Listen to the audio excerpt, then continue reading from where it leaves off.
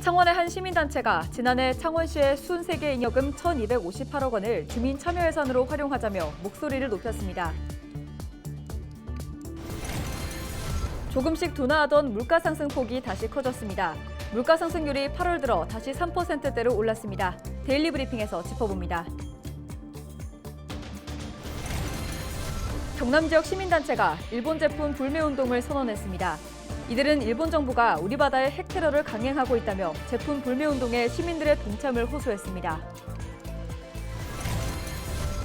국회가 분주합니다. 케냐를 찾은 김태호 외교통일위원장과 국회 대정부 질의에 나선 김두관 의원 등 경남의 국회의원 활동 소식을 전합니다.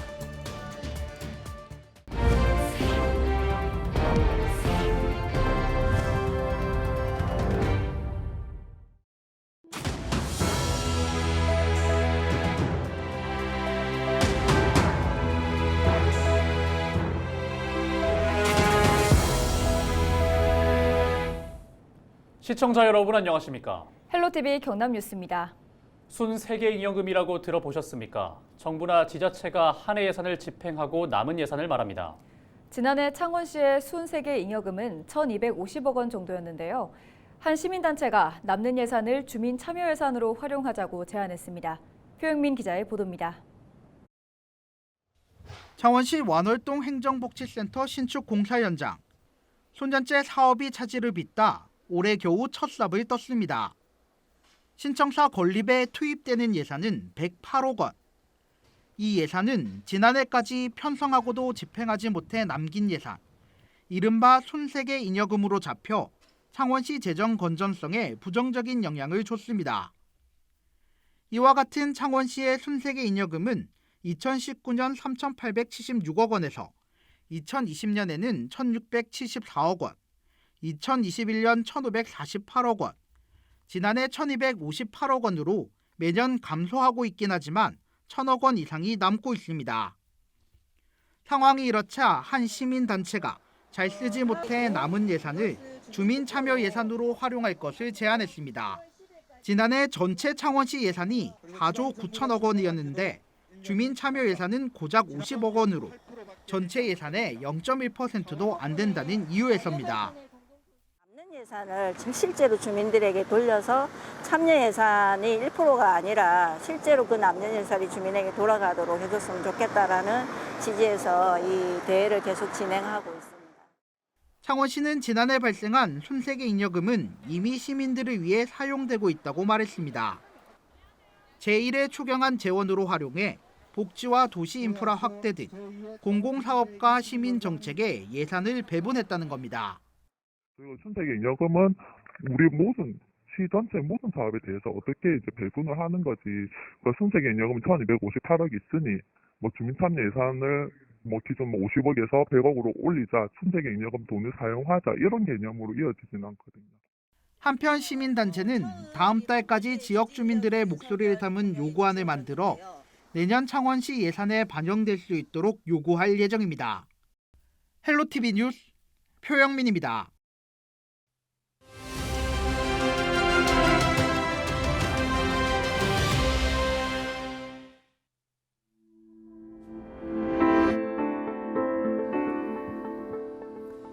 조금씩 둔화하던 물가 상승 폭이 다시 커졌습니다. 통계청이 발표한 지난 8월 소비자 물가지수는 112.33이었는데요. 1년 전보다 3.4%가 올랐습니다. 물가 상승률은 지난 2월부터 둔화해 7월 2.3%로 25개월 만에 최저치를 기록한 바 있는데요. 8월 들어서 다시 3%대로 올라선 겁니다. 상승 요인 중에는 농산물 가격이 눈에 띕니다. 폭우와 폭염 등 이상기후 때문에 1년 전보다 5.4%나 올라서 전체 물가를 0.26%포인트 끌어올렸습니다. 물가의 기조적 흐름을 보여주는 근원 물가인 농산물 및 석유류 제외 지수는 3.9% 상승하면서 전달과 같은 수준을 유지했습니다. 또 경제협력개발기구 OECD 방식의 근원 물가인 식료품 및 에너지 제외 지수도 전달과 마찬가지로 3.3% 상승했는데요. 통계청은 근원 물가로 볼 수 있는 두 지수가 전달과 같은 수준이라 8월의 물가 상승이 기조적인 물가 흐름의 변화라기보다는 일시적인 변동일 것이라고 분석했습니다. 데일리 브리핑이었습니다.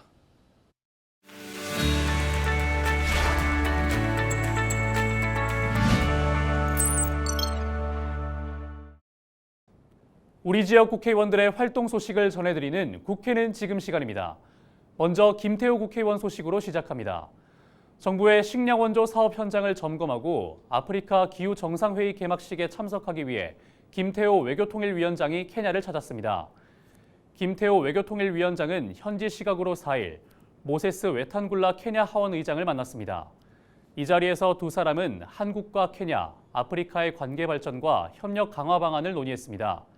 특히 김 위원장은 루토 케냐 대통령이 친서를 통해 2030 부산 엑스포 유치를 적극적으로 지지해준 데에 대해 감사의 뜻도 전했습니다.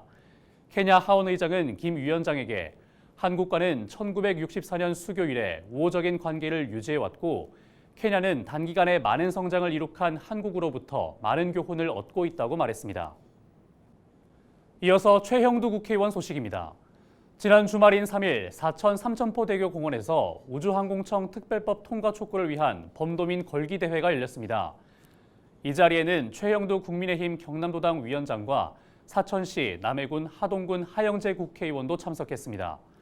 주최 측 추산 5천여 명이 함께 국회에 계류 중인 우주항공청 특별법 통과를 위해 목소리를 높였습니다. 우주항공청 특별법과 관련해서는 경남의 여야 국회의원 모두가 한 목소리로 법안 통과를 촉구하고 있습니다.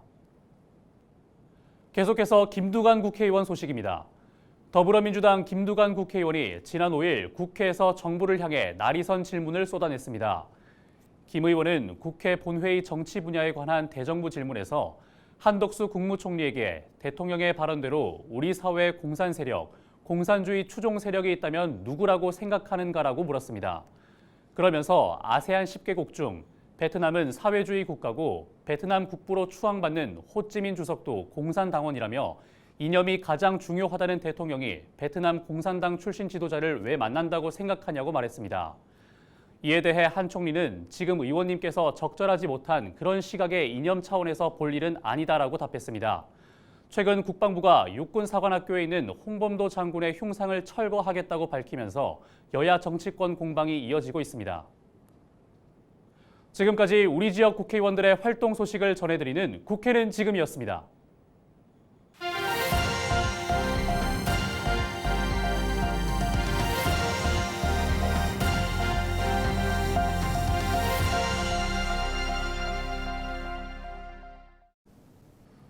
지역 소멸을 막아라. 케이블 TV 공동기획보도 순서입니다.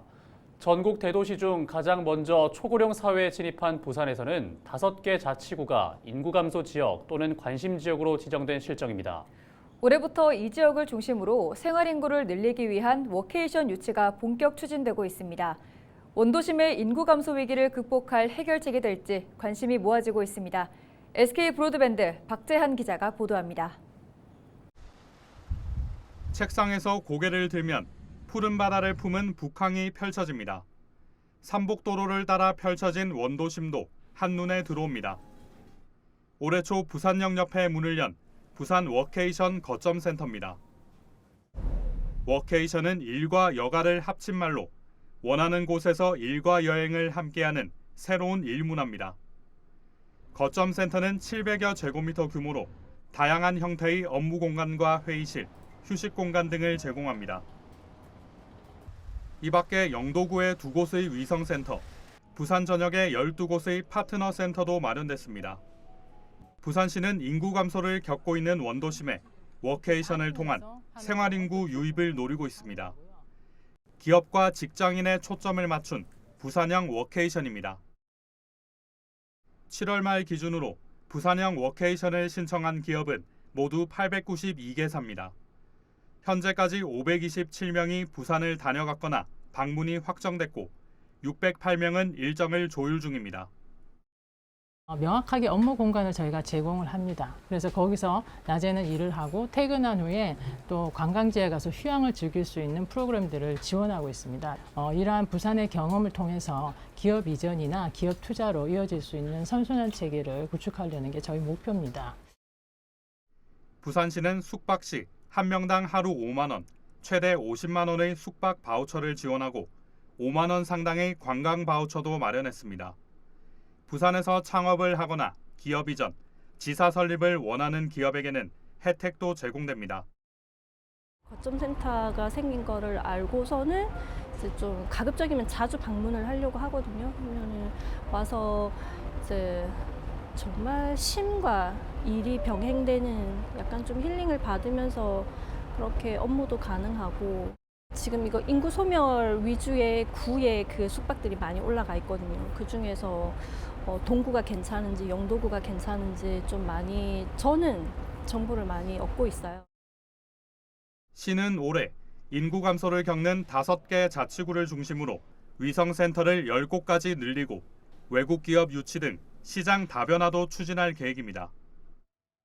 이번 9월에 저희가 일본의 그 워케이션 선진 도시인 와카마현과 그 협력 체계를 구축해서 이제 앞으로는 일본 기업을 유치할 예정이고요. 또 이번에 엑스포를 통해서 저희 부산 브랜드가 많이 높아졌기 때문에 또 해외 기업 유치도 충분히 가능하다고 생각합니다. 한국관광공사의 연구에 따르면 부산 정주 인구 1명이 유출되고 1박 2일 관광객 31명이 부산을 찾으면 지역 경제는 그대로 유지된다고 밝혔습니다. 국내 워케이션으로 인한 경제적 효과는 3,500억 원, 고용과 생산 유발 효과는 각각 2만 7천 명과 4조 5천억 원으로 전망했습니다. 이제 2000년도에는 이 생태계를 좀 확장시켜서 민간에도 워케이션 산업이 활성화될 수 있게 좀 준비를 하고 있습니다.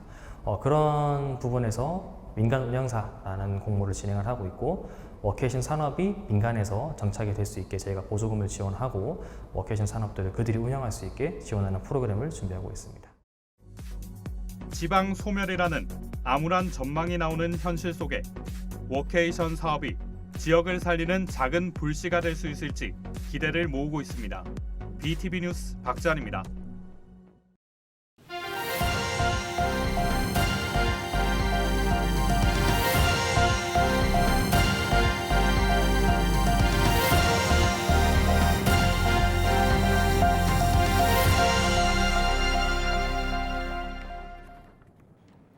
박안수 경남도지사가 6일 국회와 대통령실을 잇따라 찾아 우주항공청 특별법 통과 등 경남 도내 현안 사업에 대한 지원을 요청했습니다. 박 지사는 국회 과학기술정보방송통신위원회 장제원 위원장을 만나 전 세계가 우주산업 선점을 위해 경쟁하고 있는 상황에서 우주항공청 출범이 더는 늦어져서는 안 된다고 전했습니다. 장제원 위원장도 경남 도민들에게 죄송한 마음을 전하며 특별법이 법사위, 본회의까지 반드시 통과될 수 있도록 힘쓸 것이라고 말했습니다.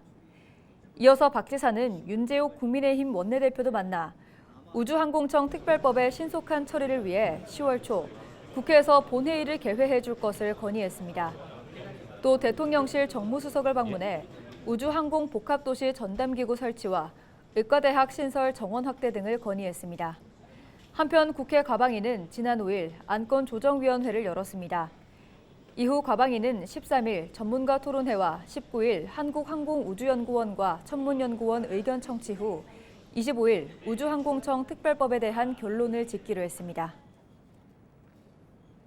해군 오전단 소속 여군 4명이 소아암 환자를 위해 오랜 기간 기른 머리카락을 기증했습니다.